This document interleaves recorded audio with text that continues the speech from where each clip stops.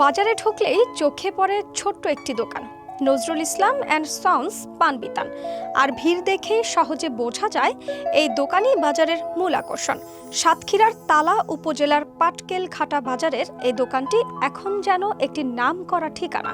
দোকানের পাশে দাঁড়ালেই ভেসে আসে পান পাতার সুবাস, সঙ্গে চুন, সুপারি আর নানা মশলার মিষ্টি গন্ধ।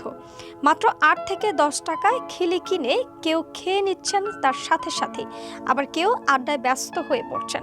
দোকানের মালিক নজরুল ইসলাম বয়স ৬০ পেরোলেও এখনো প্রাণ শক্তিতে ভরপুর। ১০ টাকা, ২০ টাকা, ৫০ টাকা এভাবে সকাল ৭টার থেকে রাত ১২টা পর্যন্ত বিক্রি করা হয়। সকাল ৭টা থেকে রাত ১১টা পর্যন্ত তিনি আর তার ছেলেরা খদ্দের সামলাতে ব্যস্ত থাকেন।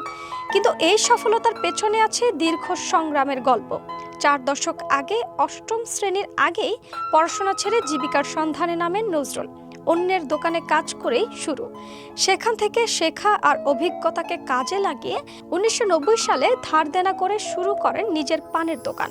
প্রথম কয়েক বছর ব্যবসা ভালো না গেলেও পরে আস্থা আর ভিন্ন স্বাদের খিলি দিয়ে জয় করে নেন ক্রেতাদের মন। প্রতিদিন ৩ থেকে ৪ হাজার খিলি বিক্রি হয় দোকানে। প্রতিটি খিলিতে থাকে ৩০ থেকে ৩৫ ধরনের মশলা, ধনে, কালিজিরা, দারুচিনি, এলাচ, লবঙ্গ, জায়ফল, বাদাম সহ নানা উপাদান। আর এই বিশেষ স্বাদেই খ্যাতি পেয়েছেন নজরুলের পান। তবে এত ভিড় সামলাতে একা নজরুলের পক্ষে সম্ভব হয় না। ২ ছেলে তাকে সহযোগিতা করেন। আজ শুধু সংসারই নয়, ভবিষ্যতও বদলেছে নজরুলের। ব্যবসার টাকায় জমি কিনে গড়ে তুলেছেন ২ তলা বাড়ি। স্থানীয় বাজার কমিটির সাধারণ সম্পাদকও নজরুলকে একজন সফল ব্যবসায়ী হিসেবে দেখেন।